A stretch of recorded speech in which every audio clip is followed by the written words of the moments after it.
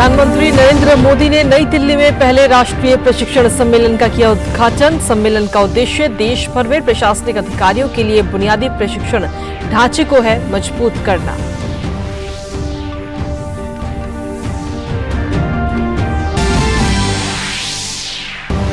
केंद्रीय गृह मंत्री अमित शाह तमिलनाडु के वेल्लोर में जनसभा को किया संबोधित। मोदी सरकार की 9 वर्ष की उपलब्धियों को बताया। अमित शाह ने तमिलनाडु की द्रमुक सरकार और उनके सहयोगी कांग्रेस पार्टी के नेतृत्व पर पीढ़ी दर पीढ़ी भ्रष्टाचार करने का भी लगाया आरोप। भाजपा ने दिल्ली के मुख्यमंत्री अरविंद केजरीवाल पर साधा निशाना। कहा, आम आदमी पार्टी का लक्ष्य है पैसे कमाना और दिल्ली की जनता को लूटना। भाजपा ने कहा, पूरी पार्टी में बह रही है भ्रष्टाचार की गंगा।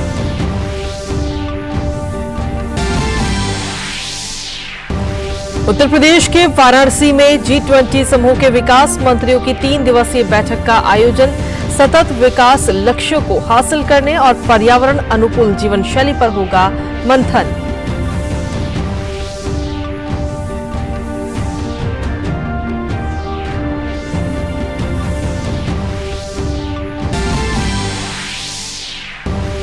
मौसम विभाग ने कहा, लैंडफॉल होने के बाद चक्रवात बिपरजॉय का असर सौराष्ट्र कच्छ में 13 से 15 जून तक रहेगा। उत्तरी गुजरात में 15 और 16 जून को पड़ेगा प्रभाव। सबसे ज्यादा बारिश कच्छ, द्वारका और जामनगर में होने की संभावना। आईसीसी विश्व टेस्ट चैंपियनशिप ऑस्ट्रेलिया के नाम। फाइनल में भारत को 209 रन से हराया। चौथी पारी में भारत 234 रनों पर सिमटा।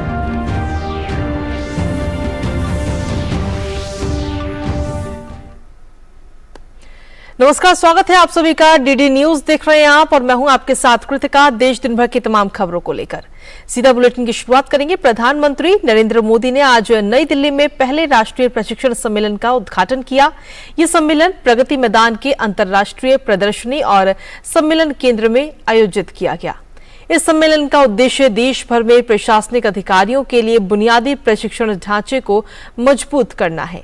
इसका आयोजन क्षमता निर्माण आयोग कर रहा है। सम्मेलन में केंद्रीय प्रशिक्षण संस्थान, राज्य प्रशासनिक प्रशिक्षण संस्थान, क्षेत्रीय और आंचलिक प्रशिक्षण संस्थान, शोध संस्थान जैसे विभिन्न प्रशिक्षण संस्थानों के 1500 से ज्यादा प्रतिनिधि भाग ले रहे हैं।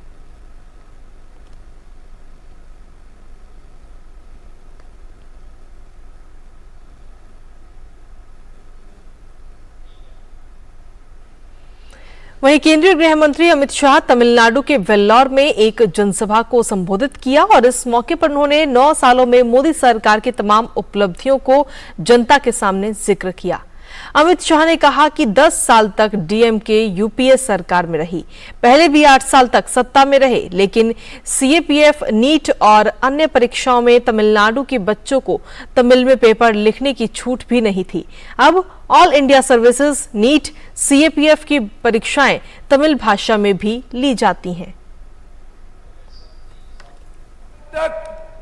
डीएमके यूपीए सरकार में रही, पहले भी 8 साल तक सत्ता में रहे, परंतु सीएपीएफ की परीक्षा में, नीट की परीक्षा में, ऑल इंडिया सर्विसेज की परीक्षा में तमिल लड़कों को, बच्चों को तमिल में पेपर लिखने की छूट नहीं थी। अब ऑल इंडिया सर्विसेज, नीट और सीएपीएफ के एग्जामिनेशन तमिल भाषा में भी लिए जाते हैं। और चलिए खबरों में आगे बढ़ेंगे। गृह मंत्री अमित शाह ने कहा कि नरेंद्र मोदी सरकार ने दुनिया में भारत का सम्मान बढ़ाने का काम किया है। अभी नई संसद भवन का लोकार्पण किया और तमिलनाडु के चोल साम्राज्य के सेंगोल को संसद भवन में स्थापित किया गया। अभी नई पार्लियामेंट भवन का लोकार्पण नरेंद्र मोदी जी ने किया। इसमें तमिलनाडु के चोल साम्राज्य का परंपरा से सेंगोल को फिर से एक बार पार्लियामेंट में स्थापित करने का काम नरेंद्र मोदी सरकार ने किया है।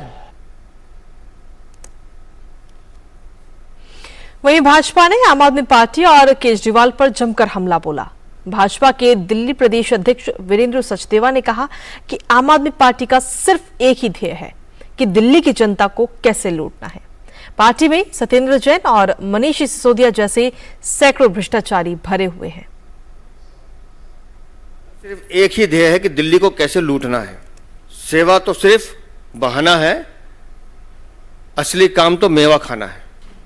एक सत्येंद्र जैन जिसने पूरी दिल्ली को लूटा, एक मनीष सिसोदिया जिसने पूरे शराब के नशे के साथ साथ पूरी एक युवा पीढ़ी को नशे में धकेलने के साथ साथ करोड़ों रुपए का घोटाला किया, दोनों जेल में है। अगर ये दो कम पड़ रहे हो तो अरविंद केजरीवाल के पास ऐसे 100 सत्येंद्र जैन और 100 मनीष सिसोदिया हैं।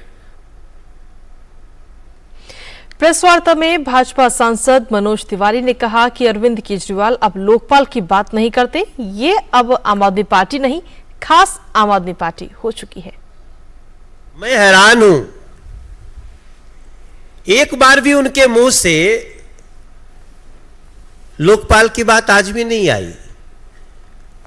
अरविंद केजरीवाल, आप अन्ना हजारे साहब को बुलाओ या न बुलाओ, क्योंकि उस समय तो मैं भी था वहां बैठा हुआ। आप अन्ना हजारे साहब को बुलाओ या न बुलाओ अरविंद केजरीवाल, लेकिन लोकपाल के बारे में बात करनी चाहिए थी। अब ये आम आदमी पार्टी है ही नहीं, ये तो खास आदमी पार्टी हो चुकी है। उत्तर प्रदेश के वाराणसी में G20 समूह के विकास मंत्रियों का आयोजन हो रहा है। आपको बता दें कि इस बैठक में 13 जून तक ये बैठक चलेगी, जहां विकास मंत्रियों की ये बैठक विकास से जुड़ी चुनौतियों के मद्देनजर हो रही है। विदेश मंत्री डॉक्टर एस जयशंकर G20 समूह की बैठक की अध्यक्षता करेंगे। बैठक में लगभग 200 विदेशी प्रतिनिधियों के पहुंचने की भी उम्मीद है। इस बैठक में 2 मुख्य सत्र होंगे। पहला सत्र सतत विकास लक्ष्यों को हासिल करने के प्रति सामूहिक प्रयास पर केंद्रित होगा, तो वहीं दूसरा सत्र पर्यावरण अनुकूल जीवन शैली पर केंद्रित होगा। विदेश मंत्री डॉक्टर एस जयशंकर ने G20 बैठक के शुरू होने से पहले बनारस के काशी विद्यापीठ में भारतीय विदेश नीति के उद्देश्यों और विशेषताओं पर एक संगोष्ठी में भी हिस्सा लिया। विदेश मंत्री ने कहा कि भारत ने प्राकृतिक आपदाओं में कई देशों की मदद की है। साथ ही विदेशों में रहने वाले भारतीय नागरिकों को भरोसा है कि संकट के समय सरकार उन्हें बचाने आएगी। नेपाल में अगर देखें, जब नेपाल में भूकंप हुआ, जब यमन में लड़ाई हुई, जब श्रीलंका में बारिश के कारण उनको बहुत नुकसान पहुंचाया, जब म्यांमार में तूफान हुआ, जब अभी टर्की में जब भूकंप हुआ, तो आप देखिए कि जब भी दुनिया में जो संकटें होती हैं, मोदी सरकार एक तो दुनिया के लिए भला करती है, दुनिया की मदद की ओर कदम उठाती है, पर सबसे ज्यादा हमारे जो लोग जो बाहर जो जाते हैं, हमारे नागरिक जो जाते हैं, आज उनके मन में है कि भाई कहीं भी कुछ भी संकट है, हम अपने देश पर विश्वास कर सकते हैं, और ये बहुत बड़ी बात है। विदेश मंत्री ने उसके बाद कहा कि भारत की अध्यक्षता में G20 की बैठकों को जन भागीदारी की दृष्टि से भी देखा जा रहा है। G20 तो बहुत सारे हो चुके हैं। इस लेवल पे, प्रेसिडेंट पीएम के लेवल पे अभी तक हमारा जो है, हम 18वें हैं।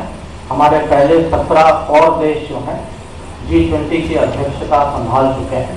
पहली बार G20 जो है, ये एक जन भागीदारी की दृष्टि से देखा जाता है। कोई भी देश अगर ऐसी अध्यक्षता संभालता है तो कार्यक्रम जो है उनके राजधानी में होता है, उनके 1-2 बड़े शहरों जो कमर्शियल कैपिटल जो कहते हैं वहाँ होता है। हमारे अध्यक्षता के समय करीब 60 शहरों में G20 जो है इसके कार्यक्रम मनाए जाएंगे, और उसमें जो है काशी का एक बहुत महत्वपूर्ण जिला। और चलिए खबरों में आगे बढ़ेंगे। विदेश मंत्री एस जयशंकर G20 सम्मेलन में हिस्सा लेने के लिए वाराणसी में मौजूद हैं। विदेश मंत्री ने सुबह का नाश्ता अनुसूचित जाति बूथ अध्यक्ष सुजाता धूसिया के आवास पर किया। नाश्ते के बाद विदेश मंत्री डॉक्टर एस जयशंकर ने कहा कि वाराणसी में G20 की बैठक में खाद्य सुरक्षा और अनाज को लेकर होने वाली चर्चा में मिलेट्स को बढ़ावा देने का भी संदेश जाएगा।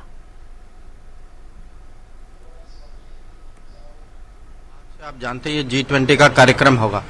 ये भी G20 का जो लोग ये माने फूड सिक्योरिटी, जो अनाज या ऊर्जा या खाद के विषय पे जो चर्चा आज होगी, तो इसमें जरूर ये मिलेट का मैसेज बहुत अच्छा जाएगा। वहीं विदेश मंत्री की मेजबानी करने वाले परिवार का कहना है कि जिस सादगी से विदेश मंत्री उनके परिवार से मिले, उससे वो काफी उत्साहित हैं। खाना अच्छे से खिलाया, बहुत प्रसन्न होकर गए हमारे घर से। वो लोग बहुत अच्छे से दिया। कल से हम लोग तैयारी में लगे थे उनकी कि आएंगे, तो हमने स्वागत किया, खाना खिलाया उनको अच्छे से खुश होके गए हैं। फोटो भी खिंचवाए हमारे साथ खड़े होके। नहीं, बस इससे बड़े क्या चाहिए हमको। बहुत अच्छा लगा, हमारे घर में आए, 2 विदेश मंत्री आए और खाना खाए, कह रहे हैं बहुत अच्छा लगा खाना, तारीफ करके गए, अच्छा लगा। विदेश मंत्री डॉक्टर एस जयशंकर ने वाराणसी में बुद्धिजीवियों के साथ भी चर्चा की। वो तस्वीरें भी इस वक्त आपको दिखाते हैं। तो बुद्धिजीवियों के साथ विदेश मंत्री एस जयशंकर चर्चा करते हुए भी आज नजर आए।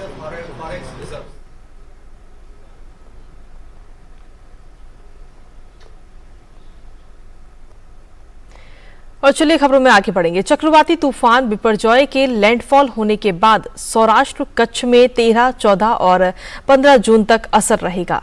अहमदाबाद में मौसम विभाग के निदेशक मनोरमा मोहंती ने बताया कि उत्तरी गुजरात में 15 और 16 जून को इसका असर रहेगा। इन जगहों पर तेज बारिश की संभावना है। सबसे ज्यादा बारिश कच्छ, द्वारका और जामनगर में होने की संभावना है। अहमदाबाद में भी भारी बारिश हो सकती है। में 13, 14, 15 उसका इफेक्ट रहेगा। इवन 16 को भी रह सकता है, लेकिन नॉर्थ गुजरात रीजन में 15 और 16 उसका इफेक्ट रहेगा। भारी से अति भारी बारिश भी नॉर्थ गुजरात को मिलने का रूल्ड आउट नहीं है। सीवियर साइक्लोनिक स्टॉर्म बिपरजॉय अभी ईस्ट सेंट्रल अरेबियन सी में है। उसका आप देख सकते हैं यहाँ पे जो क्लाउड पिक्चर है, यहाँ पे ही है Biparjoy extremely severe cyclonic storm अभी इंटेंसिफाई होके हुआ है आज सुबह से। और जो बिपरजॉय अभी उसका जो क्रॉस करेगा Saurashtra Kachchh coast, around Saurashtra Kachchh coast and adjoining Pakistan coast between Mandvi and Karachi. Mandvi और कराची का अंदर में ये गुजरात कोस्ट क्रॉस करने का संभावना है 15 तारीख सुबह से लेके आफ्टरनून का बीच में। वहीं चक्रवाती तूफान बिपरजॉय से निपटने के लिए गुजरात के तटीय भागों में तैयारी सख्त की जा रही है और गुजरात के मंत्री कानूभाई देसाई ने चक्रवात बिपरजॉय से पहले वालसाड के अरब सागर तट पर स्थित तिथल बीच पर तैयारियों का जायजा लिया। उन्होंने कहा कि राज्य के मुख्यमंत्री स्थिति पर नजर बनाए हुए हैं। किसी भी परिस्थितियों से निपटने के लिए पूरी तैयारी की गई है।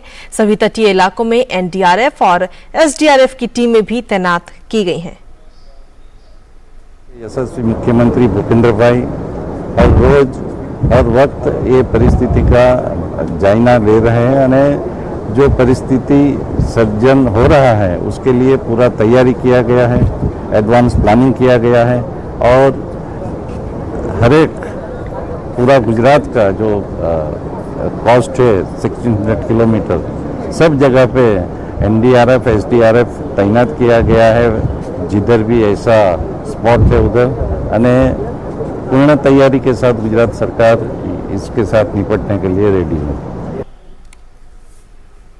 वहीं मणिपुर में सुरक्षा व्यवस्था के कारण इंटरनेट पर लगी हुई रोक की अवधि 15 जून तक और बढ़ा दी गई है। सरकार के अनुसार इसका मकसद सोशल मीडिया पर अफवाहों को रोकना है। आदेश में कहा गया है कि कुछ असामाजिक तत्व सोशल मीडिया का इस्तेमाल नफरत भरे वीडियो संदेशों के लिए कर सकते हैं। इसलिए कानून व्यवस्था को मजबूत करने के लिए इंटरनेट सेवा पर पाबंदी को बढ़ाया जा रहा है।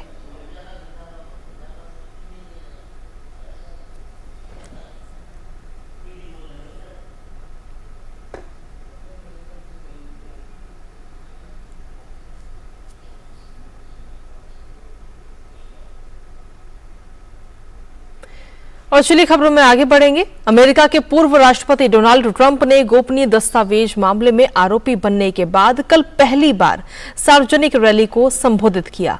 डोनाल्ड ट्रंप ने इसे साजिश बताते हुए सत्ताधारी दल पर हमला किया।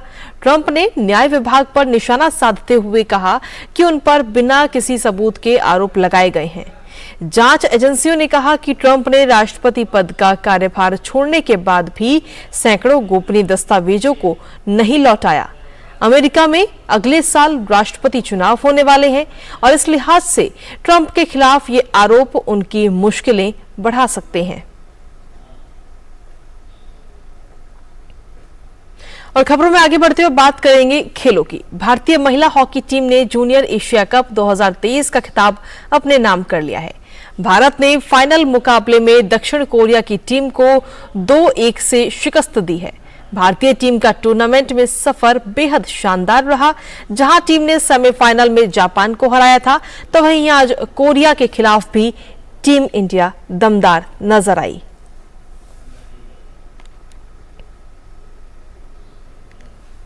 वहीं वर्ल्ड की नंबर 1 पोलैंड की ईगा स्वांतेक ने गैर वरीय कैरोलिना सोचोवा को हराकर फ्रेंच ओपन का खिताब अपने नाम किया है।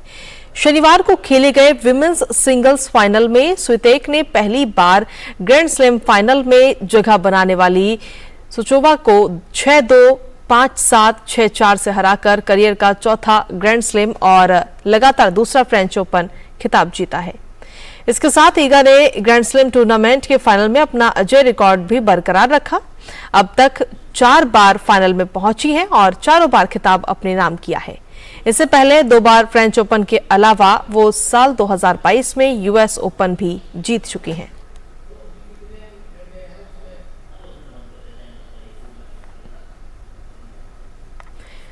और चलिए खबरों में आगे बढ़ेंगे। 66वें राष्ट्रीय स्कूल गेम्स इन दिनों दिल्ली सहित कई राज्यों में खेले जा रहे हैं और इन तमाम खेलों में एक भारत श्रेष्ठ भारत की झलक भी देखने को मिल रही है। विभिन्न राज्यों के दूर दराज इलाकों से आए ये स्कूली बच्चे एक दूसरे से अच्छा प्रदर्शन करने को बेताब हैं। साथ ही ये एक साथ रहकर दूसरे राज्यों के खिलाड़ियों के साथ तालमेल भी बैठा रहे हैं और उनकी संस्कृति, बोली और खान पान को भी एक दूसरे के साथ साझा कर रहे हैं। नेशनल गेम्स इस समय दिल्ली मेजबानी कर रहा है। नोएडा के शूटिंग रेंज यानी चंद्रो तोमर शूटिंग रेंज में ये ऑर्गेनाइज किया जा रहा है, कंडक्ट किया जा रहा है। और आपको बता दूं कि पूरे राज्यों से यहाँ पर पार्टिसिपेशन देखने को मिल रहा है। केरला, पंजाब, हरियाणा, ये वो तमाम यंग शूटर्स हैं जो इस कैटेगरी में खेलेंगे और इनके विजन को जानेंगे और शूटिंग इन्होंने क्यों चुना। शुरू करते हैं केरला से। What do you see in this game? Why you not choose other games, you participating in particular shooting? Because I am very excited to being a shooter. That's why I want to be a Navy, merchant Navy. So shooting may help us to get there. That's why I am interested in shooting. इला, हाँ वो हमारा motivation है ही, लेकिन हम जो भी दिग्गज शूटर्स है जो इंडिया टीम में, हम सब का उनका देखते रहते हैं कि ये कैसे करते हैं, फिर उनको हम अपने लाइफ में भी लाते हैं कि कितना हमें ये करना है और ज़्यादा आगे बढ़ने के लिए। दिल्ली में कितना जोश है? दिल्ली के शूटर से जान लेते हैं, कितना एक्साइटमेंट है? बहुत ज़्यादा, बहुत इंजॉय करा और दिल्ली को बहुत फ़ायदा है शूटिंग से। एक्चुअली मुझे IAS ऑफिसर बनना है, तो इस वजह से शूटिंग में भी इंटरेस्ट है। सब अलग अलग स्टेट से आ रहे हैं, इनके बीच में रह करके कितना कोऑर्डिनेशन समझ में आता है? अलग अलग स्टेट से आ रहे हैं सभी बच्चे, तो हमें उनका रीजन या कल्चर जानने का मौका मिलता है ना। नए नए फ्रेंड्स बनते हैं, हम अपने बारे में उन्हें बताते हैं तो वो भी हमें बताते हैं अपने बारे में। मतलब बहुत बेनिफिट है इन चीज़ों का। और सबसे बड़ी बात ये है कि एक एक्सपीरियंस मिलता है। एज अ स्पोर्ट्समैन अभी तो north east has started promoting sports, तो compared to earlier now it's developing. In this we get our concentration and it's really good for our studies also because you make it like that and I'm really happy for it. A nice opportunity for Delhi and for us also. We are from Delhi only, so I'm enjoying it a lot. एक बड़ी बात ये देखने को मिली कि अब खेल सिर्फ एक खेल नहीं रह गया, एक करियर ओरिएंटेड हो गया। कोई नेवी में जाना चाहता है, कोई आर्मी में जाना चाहता है, कोई IAS ऑफिसर बनना चाहता है, बट गेम भी करना चाहता है। तो इक्वालिटी है, दोनों को किस तरह से तालमेल बना करके लेकर के जाना, और ये बहुत बड़ी बात है भारत के लिए, क्योंकि अगर भारत को वर्ल्ड हब बनना है, वर्ल्ड पावर बनना है खेलों का, तो ये जो इंस्पिरेशन है, ये जो पूरा का पूरा जुनून है, वो कहीं ना कहीं आगे लेकर के जाएगा। कैमरा राहुल चोपड़ा के साथ में Mukesh Shukla, DD news, Noida. Manchester city ने रविवार की देर रात इस्तांबुल के अतातुर्क ओलंपिक स्टेडियम में इतिहास रच दिया। रोड्री के 68वें मिनट में आए गोल की मदद से मैनचेस्टर सिटी ने चैंपियंस लीग के फाइनल में 3 बार के चैंपियन इंटर मिलान को हराकर पहली बार चैंपियंस लीग का खिताब जीतने में सफलता हासिल की है। मैन सिटी का दबदबा, चैंपियंस लीग के खिताब पर हुआ कब्जा। इस्तांबुल के मैदान पर मैन सिटी की बल्ले बल्ले। चैंपियंस लीग के फाइनल में सामने इंटर मिलान की टीम थी जिसने आखिरी बार साल 2010 में इस खिताब पर कब्जा जमाया था। ऐसे में मुकाबला कतई आसान नहीं था। पहले हाफ में दोनों ही ओर से जबरदस्त खेल दिखा, लेकिन दोनों में से कोई भी टीम गोल कर पाने में कामयाब नहीं हुई, जिसके चलते मैच दूसरे हाफ में गया, जहां खेल के 68वें मिनट में रोड्री ने गोल दाग मैन सिटी का खाता खोल दिया। इस गोल के बाद मैच में कोई और गोल नहीं हुआ और मैन सिटी ने मुकाबले को 1-0 से जीत पहली बार चैंपियंस लीग का खिताब अपने नाम किया। ये खिताबी जीत सिर्फ चैंपियंस लीग के खिताब तक ही सीमित नहीं रही, बल्कि इसकी धमक इसलिए भी ज्यादा है क्योंकि इस सीजन में मैन सिटी ने प्रीमियर लीग, FA कप और चैंपियंस लीग जैसे बड़े खिताब अपने नाम कर हैट्रिक लगाई है। मैन सिटी ऐसा करने वाली सिर्फ दूसरी टीम है। इससे पहले मैनचेस्टर यूनाइटेड ने साल 1998-99 में ये कारनामा किया था। वैसे इससे पहले डोमेस्टिक लेवल पर भी मैन सिटी खिताब की हैट्रिक लगा चुकी है। साल 2018-19 में टीम ने प्रीमियर लीग, FA कप और लीग कप को अपना बनाया था। मैन सिटी ने अब तक 9 बार प्रीमियर लीग का खिताब, 7 बार FA कप खिताब और 8 बार लीग कप का खिताब जीता है। वैसे मैन सिटी के कोच पेप गार्डियोला के लिए भी ये खिताब उनके करियर में 4 चांद लगा गया। गार्डियोला ने बतौर कोच तीसरी बार इस खिताब को टीम को दिलाने में सफलता दिलाई। इससे पहले वह 2 बार बार्सिलोना के साथ इस खिताब को जीत चुके हैं। Sports desk, DD news. Oval में खेले गए आईसीसी विश्व टेस्ट चैंपियनशिप फाइनल में ऑस्ट्रेलिया ने भारत को 209 रन से हराकर खिताब अपने नाम कर लिया है। ऑस्ट्रेलिया ने भारत के सामने जीत के लिए 444 रनों का लक्ष्य रखा था। टेस्ट के 5वें और आखिरी दिन भारत ने चौथे दिन के स्कोर 3 विकेट पर 164 रन से आगे खेलना शुरू किया, लेकिन विराट कोहली 49 रन बनाकर वोलेंट का शिकार बने। रविंद्र जडेजा बिना खाता खोले पवेलियन लौटे, जबकि रहाणे 46 रन की पारी खेलकर आउट हुए। भारतीय टीम दूसरी पारी में 234 रनों पर ही सिमट गई। ऑस्ट्रेलिया की ओर से दूसरी पारी में नाथन लियोन ने 4 विकेट हासिल किए, जबकि स्कॉट बोलेंट ने 3 विकेट चटकाए। पहली पारी में शानदार शतक लगाने वाले ट्रेविस हेड को प्लेयर ऑफ द मैच चुना गया। और चलिए खबरों में आगे बढ़ेंगे और आगे बढ़ते हुए बात करेंगे अब योग की। दरअसल अंतर्राष्ट्रीय योग दिवस से पहले पूरे देश में इस वक्त योग का माहौल है। देश भर में लोग योग, आसन व क्रियाओं को अपना जीवन में उतार चुके हैं। साथ ही विदेश में भी योग अपनी एक अलग पहचान बना रहा है। वहीं भारतीय सेना के जवान भी योग को अपने जीवन में उतार रहे हैं। ऐसी ही कुछ झलकियां हम आपके लिए लेकर आए हैं, जहां सेना के जवान अलग अलग जगहों पर योग कर रहे हैं। देखिए ये शानदार तस्वीरें।